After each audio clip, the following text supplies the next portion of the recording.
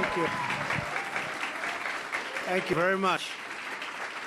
It's a young, very good-looking group of people. I hate it. I hate that. Please sit down. Great-looking group. I'd like to be your age. I'd love it. How much? Charlie, you're doing a great job. Great job. Thank you very much. I'm thrilled to be here with such a very talented group of young Americans. Incredible achievement already in your lives. We're joined today by student leaders from colleges and universities from all across our nation. You are the people on the front lines of our movement to forge a future of true American greatness. We've done an awfully good job in the last short period of time. Had a lot of success over the last couple of days in the Supreme Court. A lot of great things are happening. Very special thanks also to my friend Charlie Kirk of Turning Point USA for being with us and helping us with this event. Thank you very much, Charlie. Spectacular person. I also want to welcome all of the young and people that I have such respect for, union representatives. Where are you? Raise your hand, please. The toughest negotiators you'll ever find. That's good. That's good. I'm glad that you're here.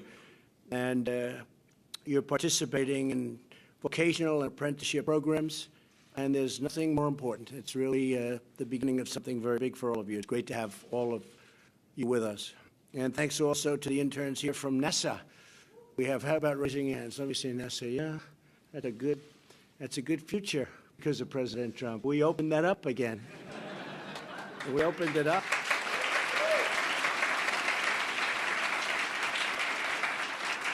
NASA was heading in, I was going to say the wrong direction. It was heading in no direction. There was nothing happening, and now it's happening. And you heard me the other day when I was talking about it. Let the rich guys do it. We have all these rich guys that love rockets. They're all setting up Bezos, and, Elon Musk, and all of them. They love the rocket business. Let them, just rent it to them for a lot of money, and let them play. You know, they need our land. It's good to be in the real estate business. They need our land. Let them set up the rockets. Let them be the first to Mars, and we'll take all the credit, okay? But NASA is very important, and we also, on a serious note, are very, very much involved with that, and also from a military standpoint. Space, you know all about Space Force, but space is a very big factor in the Trump administration. Very important for defense. Space Force, each of you represent the future of this nation. You aren't afraid to speak the truth, and the truth as you know it, and to stand up for what you know is right, even if it means being politically incorrect on occasion.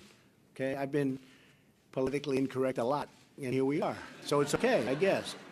We believe in free speech on college campuses, not censorship. Institutions of higher learning should be forums for open discussion. Either way, you can be liberal, you can be conservative, you can be Democrats, Republicans. Hear it all out, and make your choice. You may not agree with me on things. Some people don't, some people do. But you have to have free speech. You bring fresh eyes to old problems because as young people, you're not burdened by the failed thinking of the past. And you really have to see some of the failed thinking. Some of it's been very good. You understand that for a nation to be successful, it must have a strong military, and it must have strong borders and security inside our country. And we've just had $700 billion approved, the largest ever for our military. And next year, we already have approved $716 billion. And we will shortly be stronger than we ever were before. So important. Hopefully, we never have to use it. We don't want to use our military for that. We will keep training, but never have to use it. But if we have to use it, nobody's going to come close. You have to believe in protecting the entire Constitution, as written, including the right to free speech and the right to keep and bear arms, Second Amendment.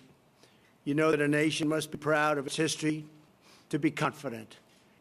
And a nation has to be confident in its future. And you know that we must honor and respect our great American flag, which we do. Everybody in this room does. We're citizens of the freest, strongest, and greatest nation on earth. Also, I can say, greatest nation ever to exist, and we're getting stronger every day. I have to say you're in the prime of your life. Actually, most of you aren't even in the prime of your life. You'll be in the prime of your life in about 15 years. I'm going to make it as long as possible. But you're doing a fantastic job, and your life has been a truly exciting one. I know a lot of stories in this room. Our economy is booming, confidence is soaring, and there has never been a better time to be young and to be American. Never been a better time. The opportunity now is incredible. Unemployment for people under the age of 24 is the lowest in almost 50 years. Think of that. The lowest, the best in almost 50 years. And shortly, we're going to have the all-time best that we've ever had. African-American youth unemployment is the lowest level in the history of our country. And African-American unemployment is the lowest level in history. Hispanic unemployment is the lowest level in history. Women unemployment is the lowest level in 21 years and will soon be, I think, in history. I think we need another couple of months, frankly. But I think soon we'll be able to say for women will be unemployment the lowest in history. Thanks to our massive tax cuts, young men and women entering the workforce are keeping more and more of the money they earn. So are older people, frankly. And it's really helping you get a stronger start in life. A lot of advantages. We've eliminated horrible policies that burdened young Americans. You were burdened by things that were really, in some cases, insurmountable, including the individual mandate in Obamacare, a disaster. That's where you pay a lot of money for the privilege of not buying health insurance, right? One of the worst things it's gone. People were devastated by that. They were paying tremendous amounts of money so that they didn't have to pay for health care. And health care was no good. And we have new health care programs. One was announced last week. It's phenomenal, the association program. You associate associations of people. Businesses get together, and they buy it across state lines. They're going to get tremendous health care. People have no idea how important that's going to be. And we have another one coming out from Secretary Azar in 2 weeks. It's going to be incredible. We're investing in job training and vocational schools so citizens of all ages can take advantage of new jobs and the new prosperity that our country is going through. We've never had prosperity like this. We've increased, let's use the word worth, the worth in an economic sense of our country by over $7 trillion since my election. $7 trillion. I got nothing out of it, except I'm very proud of it. It's a great number. GDP numbers are way up, and we have another one coming out, I guess, over the next 4 or 5 weeks. It'll be interesting for this quarter. But we hit 3.2. If I would have said 3.2%, if I would have said that black unemployment is the lowest in history or Hispanic unemployment lowest in history, if I would have said any of the things that I just told you during the campaign, the press would have said, what is he talking about? And yet, honestly, what we're doing is far greater than what I would say on the campaign trail. Could have won by even more if I would have used these numbers. But we're fixing the broken trade deals, of which they're so horrible. It's so, I can't watch them. It would be so easy for me not to do anything, like every other president for many years. Just don't do it. We're doing great. They're so one-sided and such an embarrassment, and they get it fixed very easily, because we're the piggy bank that everybody wants to rob, both our friends and our enemies. And frankly, our friends, in many ways, certainly in terms of trade, have been more devastating than our enemies. The deals are just horrendous. We had nobody watching. We had nobody looking. And we're talking about trillions of dollars, not billions. We're talking about trillions of dollars. So we want to make fair deals, but we want those deals to be reciprocal. The key word is reciprocal. We have countries that are friends. They have tremendous trade surpluses, and they have barriers that our farmers can't deal in that country. And yet they'll send us millions of cars and make a fortune. European Union. We love the European Union. They make $151 billion a year. $151 billion. There's no company like that. This is just the European Union. Then we have more, and we're working with China now, and I think hopefully that'll get straightened out. But that was anywhere from 375, depending on the way you want to count it, 375 to $500 billion a year. Plus, it's time for us to get smart. So as you continue to develop your talents and to make your mark upon the world, remember that nothing worth doing is ever easy. You'll have bad moments. I used to give speeches on success. I don't give them anymore. That's what they like the best. You got to love what you're doing. And if you don't, just do something else. Find what you, especially at your age, you have to love what you do. You'll never be successful unless you get lucky, which could happen.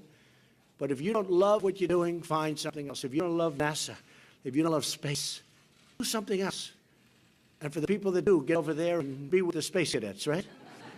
But you got to love it. If you don't love it, you're just not going to, it's not going to happen. You have to follow your passion. You have to do what you want to do. You have to listen to people.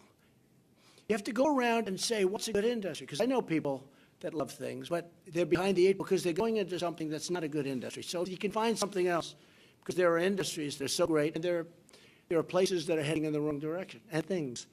you want to try and be in that upslope if you can find your passion there. If you can't, still stick what you have to stick with.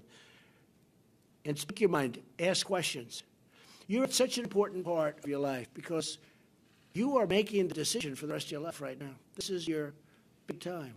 You're most wanted. Everybody wants you. You're young, you're smart, you're brilliant. And this is the time that's going to really guide the rest of your life. So it's a very important time for you. So just love it. Love it. But try and go into something where you can have a wonderful life, where it just is worthwhile. Because there are some things that it's tough. Keep standing up always for your values. Keep working with your classmates and your friends. Keep loving your country. And one of the most important things, never, ever quit. Never quit. You know, I went to a great school. I went to the Wharton School of Finance. And in that school, I met a lot of people heading industry today and over the past, very smart people. But I watched some of the people grow. I've watched some of the most incredible, brilliant students. And they didn't make it like other people made it because they didn't have that drive. They didn't have that never give up ability. I don't know if it's an ability or if you have it, just you can't quit. And I've seen people quitting. And if they would have held out longer, they would have been successful. I've seen it so much. I've seen some of the most brilliant people in the world that never made it because they were quitters. They were just quitters. They would quit. They just couldn't take it. They couldn't whatever. One of the things about loving what you do is that it's not work, and therefore you don't quit automatically. It's a lot easier not to quit. But you can never give up.